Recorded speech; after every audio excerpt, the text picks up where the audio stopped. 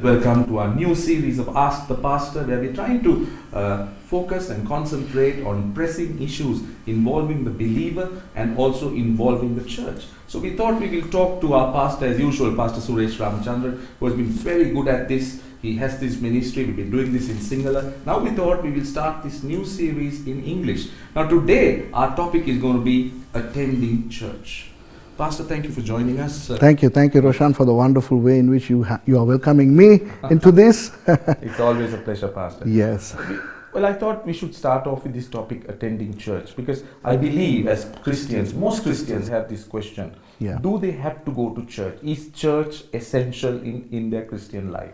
Now, when we become Christians, we become part of a family in which God is our Father. And the Father has stipulated the mandates that His children need to follow. 3 of them would be prayer, reading the Word, and attending church. And therefore, as far as I'm concerned, according to the Bible, every Christian must attend church. Right. Now, there is a thinking, there is always a belief amongst Christians that after all, we are the church. Yes. The Holy Spirit of God lives in us. God dwells in us. So, if we are the church, what's the idea, what's the need for example, for me to go to church if I'm already the church? We need to understand the etymology of church in order to find the answer to your question. Now, you may be aware what Jesus said about the gathering. Where 2 or 3 are gathered in my name, there am I in their midst. The word he uses is synagoge, the Greek expression. Synagogue in English stems from that. And that is to gather together.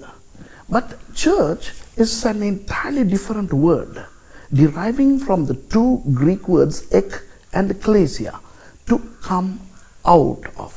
Now you mentioned that we are the church, which is true. The church is not a building, but we, the church, must come in fellowship once a week. And that is what I'm talking about when I talk about church. Right. So there have been confusion about we being the church. Should Christians go to church? So I suppose we were trying to address those 2 questions first. Now my next question is, there are churches and churches, Pastor. Mm-hmm. There are the traditional churches with beautiful buildings, yes, and there are also small gatherings in houses. Mm-hmm. Now do you sort of define those small gatherings also as a church, or is it a prayer group? So how do you distinguish between a house gathering and a church? Now, as I said, the Greek word synagoge is where 2 or 3 persons are gathered. Jesus said, if you gather in my name, I will be there in your midst. But when we gather in homes, when we gather as youths, men, women, or exclusive groups of people, that's a mere gathering. Whereas when we talk about an ecclesia, it has an order. There should be a minister, an ordained minister.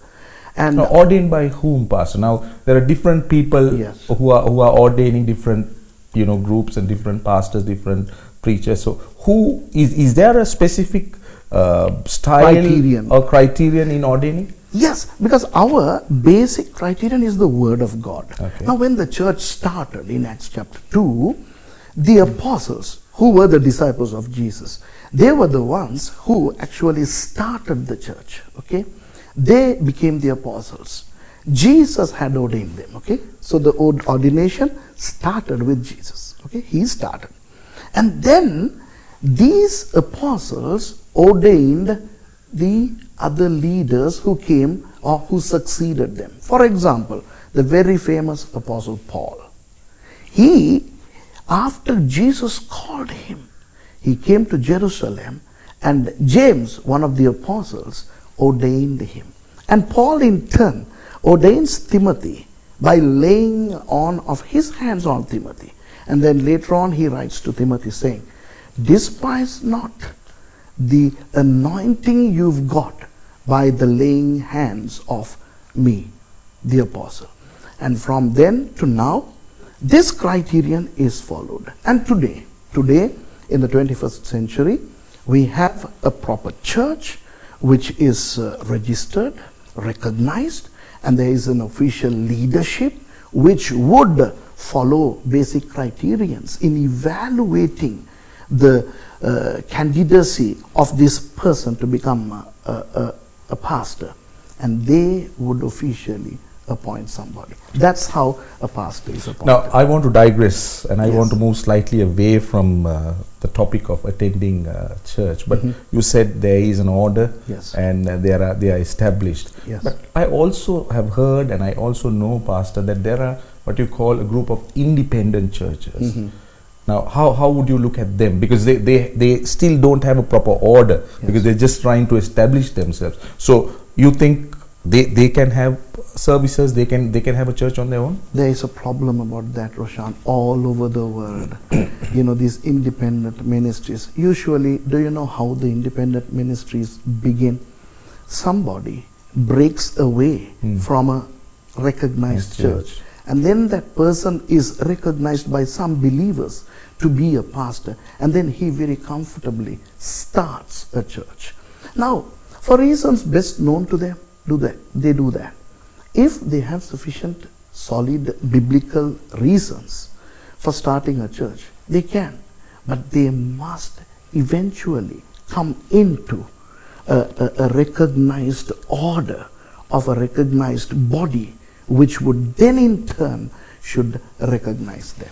Pastor, I'm going to put you in a spot here. Okay. You need to tell me, how does a ordinary person, how does a believer Yeah. recognize a good church, a church that this is my last question, Yes. he or she should go and worship? Now that is a huge confusion, because as you correctly said, there are churches and churches, there are wrong teachings, and people can get confused. So how would one recognize, what are the characteristics a good church, a church that preaches Jesus Christ should have? Yeah. Now I need to ask a question from you. I'm asking you the questions, you're doing all the answering. Well, are you talking about a person who is becoming a Christian anew, or are you talking about an already existing believer? No, I'm talking about someone who needs to go to church. So it could be a mix of both. Okay. But okay, somebody goes to a new place, Yes. completely new city, Yes. and he's looking for a church. Yes. And he needs to identify and understand what church to go. So shall we take that situation? Yeah, I'll give you two answers, okay? For the new person who becomes a Christian, I believe the Holy Spirit is involved in this. Somebody becomes a Christian because of the conviction that the Holy Spirit does in that person's inner being. And I believe the Holy Spirit would lead that person to a right church. Moreover, when we preach the gospel to new people, then we must know who is going to do the follow-up. It should be done. For example, if I am preaching the gospel, I need to be accountable over that soul which is going to respond. And I need to make that soul go to a right church. Okay? Now, the second, on the other hand, rather, if somebody is moving away from his or her city into a new place, then he or she must ask his or her pastor to help this person find a better church. Now, for example, many people have moved on from my church into Colombo, to Singapore, to England, to many parts.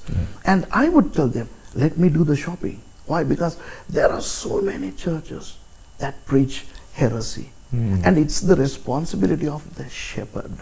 Okay? Also, I'll give another advice to Christians. If you know of a recognized minister who has a very high standing, a good person with good moral standards, approach that person and obtain an advice as to what sort of a church should they attend. Thank you, Pastor. I think that was very nice and timely, and I believe it would have educated a lot of people watching us. Thank you for being with us. We Thank certainly you. look forward to joining you again very, very soon. Thank you. Well, we hope you enjoyed that little chat we had about attending church. We tried to touch as to whether a Christian needs to go to church and some of the questions that are involved, some of the issues that are involved in going to church. So that's it today on Ask the Pastor. We'll come back again very soon with another program. Until then, it's God bless you all.